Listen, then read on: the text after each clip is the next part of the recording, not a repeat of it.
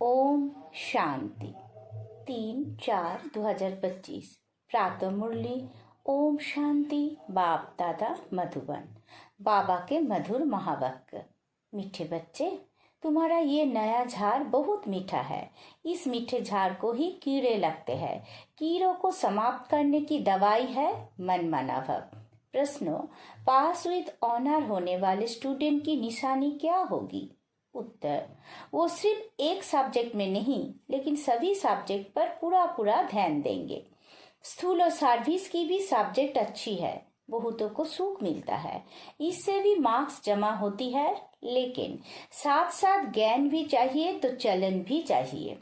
दैवी गुणों पर पूरा अटेंशन हो, ज्ञान जो पूरा हो तब पास विद ऑनर हो सकेंगे। गीत ना वो हमसे जुदा होंगे। ओम शांति। बच्चों ने क्या सुना? बच्चों की किससे दिल लगी हुई है? गाइड से। गाइड क्या क्या दिखलाते हैं? स्वर्गों में जाने का गेट दिखलाते हैं। बच्चों को नाम भी दिया है, गेट वे टू हेवन। स्वर्गों का फटक कब खुलता है? अभी तो हेल है ना। हेवन का फटक कौन खोलते हैं और कब, ये तुम बच्चे ही जानते हो। तुमको सदैव खुशी रहती है। हेवन में जाने लिए रास्ता तुम जानते हो। मेले प्रदर्शनी द्वारा तुम ये दिखलाते हो कि मनुष्य स्वर्ग के द्वार कैसे जा सकते हैं।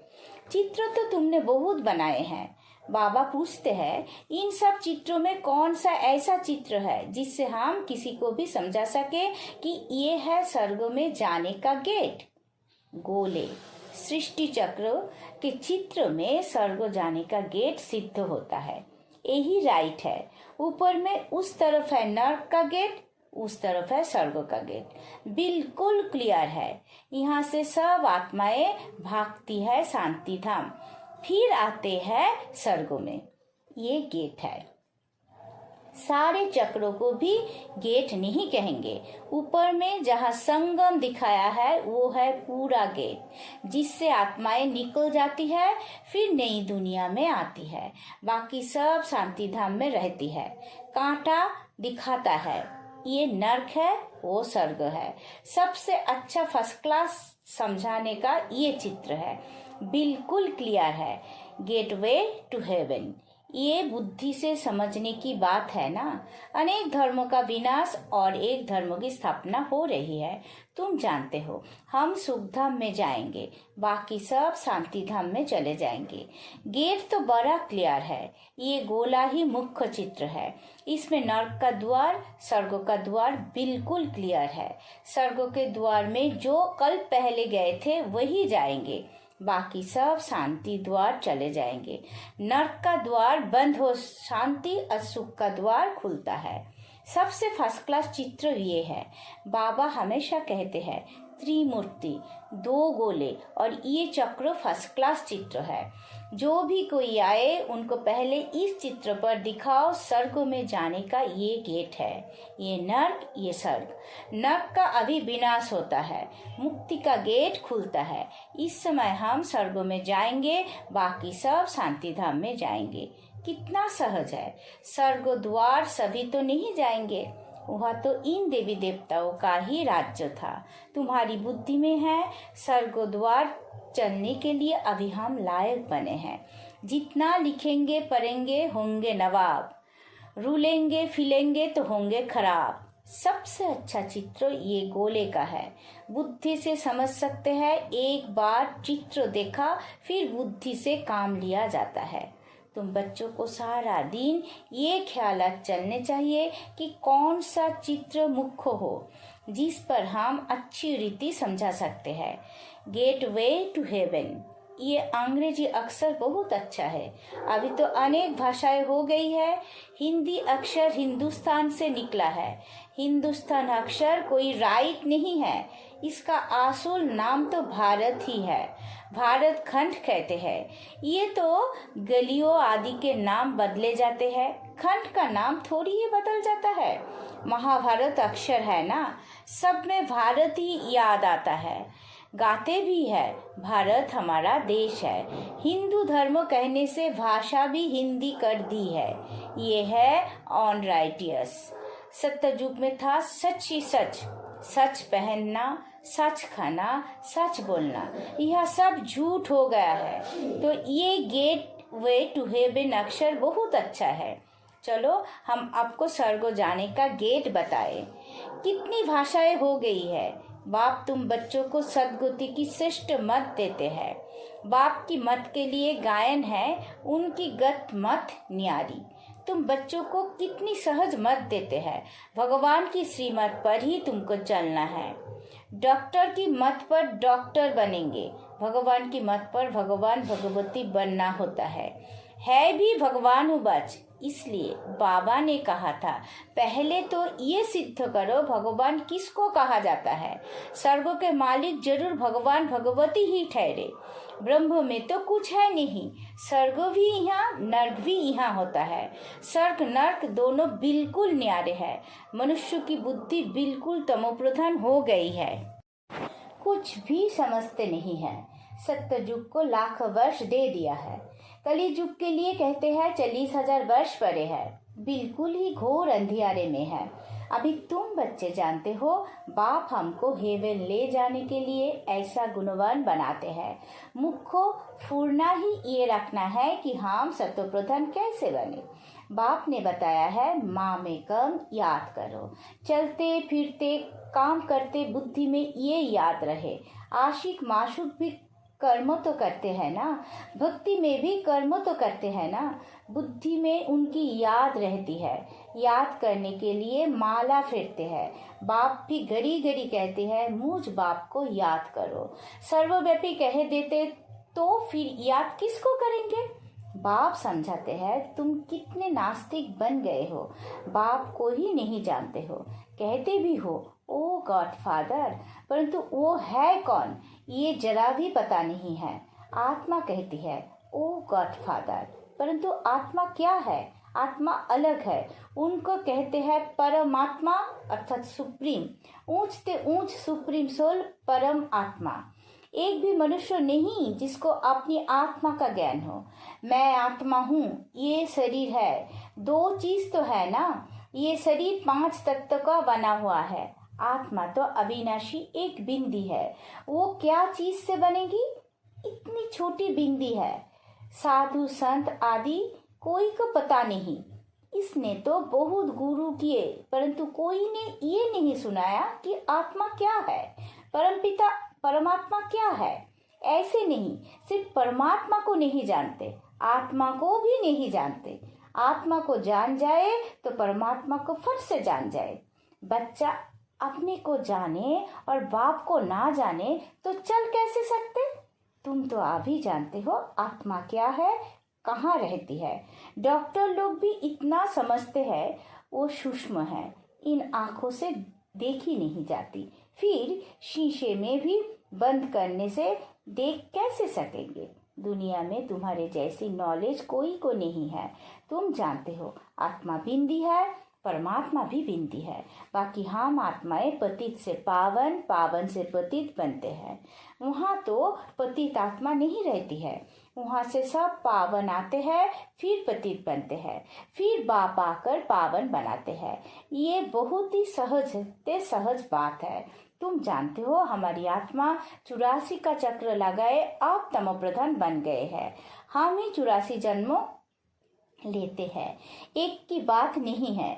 बाप कहते हैं मैं समझाता इनको हूँ, सुनते तुम हो।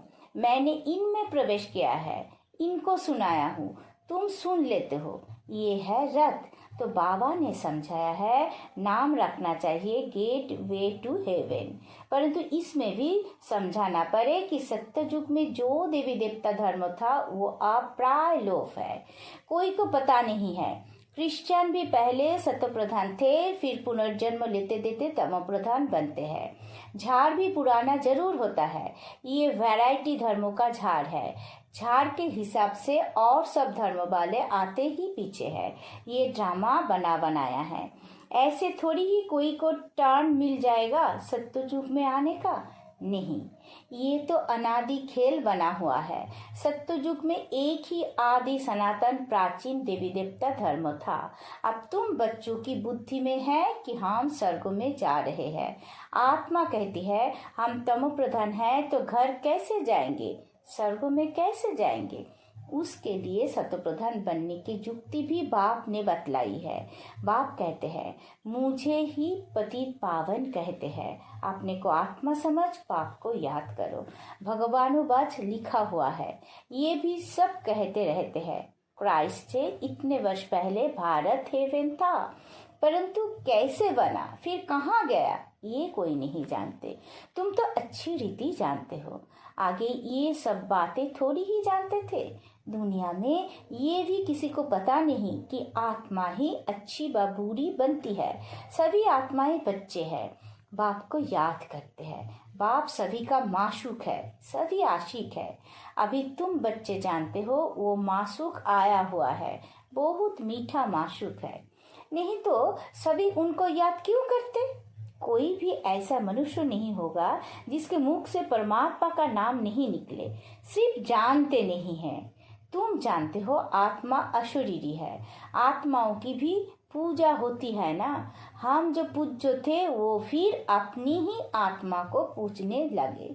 हो सकता है आगे जन्म में ब्राह्मण कुल में जन्म लिया हो। श्रीनाथ को भोग लगता है, खाते तो पुजारी लोग हैं। ये सब है भक्ति मार्ग। तुम बच्चों को समझाना है स्वर्गों का फटक खोलने वाला बाप है, परंतु खोले कैसे, समझावे कैसे। भगवानुवाच है तो जरूर शरीर द्वारा बात होगी ना। आत्मा ही शरीर द्वारा बोलती है, सुनती है। ये बाबा रेंजकारी बताते हैं। बीज और झाड़ है, तुम बच्चे जानते हो ये नया झाड़ है। आहिस्ते आहिस्ते फिर वृद्धि को पाते हैं। तुम्हारे इस नए झाड़ को कीड़े भी बहुत लगते हैं, क्योंकि ये नया झाड़ बहुत मीठा है। मीठे झाड़ को ही कीड़े आदि कुछ ना कुछ लगते हैं, फिर दवाई दे देते हैं। बाबा ने भी मनमाना भाव की दवाई बहुत अच्छी दी है। मनमाना भाव ना होने से कीड़े खा जाते हैं। कीड़े वाली चीज क्या काम आएगी, वो तो फेंकी जाती है। कहाँ ऊंच पद कहाँ नीच पद, फर्क तो है ना। मीठे बच्चों को समझाते रहते हैं बहुत मीठे मीठे बनो। कोई से भी लून पानी ना बनो, खीरखंड बनो। वहाँ शेर बकरी भी खीरखंड रहते हैं, तो बच्चों को भी खीरखंड बनना चाहिए। परंतु कोई की तकदीर में ही नहीं है तो तदबीर भी क्या करे, नापास हो जाते हैं। टीचर तो पढ़ाते हैं तकदीर ऊंच बनाने, टीचर पढ़ाते तो सबको है। फर्क भी तुम देखते हो। स्टूडेंट क्लास में जान सकते हैं कौन किस सब्जेक्ट में होशियार है। यहाँ भी ऐसे है। स्थूल और सर्विस की भी सब्जेक्ट तो है ना। जैसे भांडरी है, बहुतों को सुख मिलता है, कितना सब याद करते हैं। ये तो ठीक है, इस सब्जेक्ट से भी मार्क्स मिलती है, लेकिन पास विद ऑनर होने के लिए सिर्फ एक सब्जेक्ट में नहीं, सब सब्जेक्ट में पूरा ध्यान देना है। ज्ञान भी चाहिए, चलन भी ऐसी चाहिए, दैवी गुण भी चाहिए। अटेंशन रखना अच्छा है। भंडारी के पास भी कोई आए तो कहे मनमाना भाव, शिव बाबा को याद करो तो विकर्म विनाश होंगे और तुम स्वर्ग के मालिक बन जाएंगे। बाप को याद करते औरों को भी परिचय देते रहे। ज्ञान और जोग चाहिए, बहुत इजी है। मुख्य बात है ही ये, अंधों की लाठी बनना है। प्रदर्शनी में भी किसी को ले आ जाओ, चलो हम आपको स्वर्ग का गेट दिखाए, ये नर्क है वो स्वर्ग है। बाप कहते हैं मुझे याद करो, पवित्र बनो तो तुम पवित्र दुनिया के मालिक बन जाएंगे। मनमाना भव हूबहू तुमको गीता सुनाते हैं, इसलिए बाबा ने चित्र बनाया है। गीता का भगवान कौन, स्वर्ग का गेट कौन खोलते हैं, खोलता है शिव बाबा। श्री कृष्ण ऊट गेट से पार करता है। मुख्य चित्र है ही दो, बाकी तो रेजगारी है। बच्चों को बहुत मीठा बनना है, प्यार से बात करनी है, मनसा वाचा कर्मना सबको सुख देना है। देखो, भंडारी सबको सूप करती है तो उनके लिए सौगात भी ले आते हैं। ये भी सब्जेक्ट है ना, सौगात आकर देते हैं। वो कहती है हम तुमसे क्यों लूं, फिर तुम्हारी याद रहेगी। शिव बाबा के भंडारे से मिलेगा तो हमको शिव बाबा की याद रहेगी। अच्छा, मीठे मीठे सिक्की लदे बच्चों प्रति माता पिता बाप दादा का याद प्यार और गुड मॉर्निंग। रूहानी बाप की रूहानी बच्चों को नमस्ते। हम सब रूहानी बच्चों की रूहानी माता पिता बाप दादा को याद प्यार गुड मॉर्निंग नमस्ते नमस्ते नमस्ते। सदा रहेंगे हंसते। शुक्रिया मीठा बाबा, शुक्रिया। धारणा के लिए मुख्य सार। पहला पॉइंट, अपनी ऊंच तकदीर बनाने के लिए आपस में बहुत बहुत खीरकंड मीठा होकर रहना है। कभी लून पानी नहीं होना है। सभी सब्जेक्ट पर पूरा अटेंशन देना है। दूसरा पॉइंट, सदगति के लिए बाप की जो श्रेष्ठ मत मिली है उस पर चलना है और सबको श्रेष्ठ मत ही सुनानी है। स्वर्गों में जाने का रास्ता दिखाना है। वरदान, हर आत्मा को हिम्मत उल्लास दिलाने वाले रहम दिल विश्व कल्याणकारी भवो। कभी भी ब्राह्मण परिवार में किसी कमजोर आत्मा को तुम कमजोर हो ऐसे नहीं कहना। आप रहम दिल विश्व कल्याणकारी बच्चों के मुख से सदैव हर आत्मा के प्रति शुभ बोल निकलने चाहिए। दिल शिकस्त बनाने वाले नहीं। चाहे कोई कितना भी कमजोर हो, उसे हमेशा या शिक्षा भी देनी हो तो पहले समर्थ बनाकर फिर शिक्षा दो। पहले धरनी पर हिम्मत और उत्साह का हल चलाओ, फिर बीज डालो तो सहज हर बीज का फल निकलेगा। इससे विश्व कल्याण की सेवा तीव्र हो जाएगी। स्लोगन, बाप की दुआएं लेते हुए सदा भरपूरता का अनुभव करो। अब बैक तो इशारे। कंबाइंड रूप की स्थिति से सदा विजयी बनो। सदा हर कर्म करते हुए अपने को कर्मयोगी आत्मा अनुभव करो। कोई भी कर्म करते हुए याद भूल नहीं सकती। कर्म और योग दोनों कंबाइंड हो जाए। जैसे कोई गुरी हुई चीज को अलग नहीं कर सकता, ऐसे कर्मयोगी बनो। ओम शांति।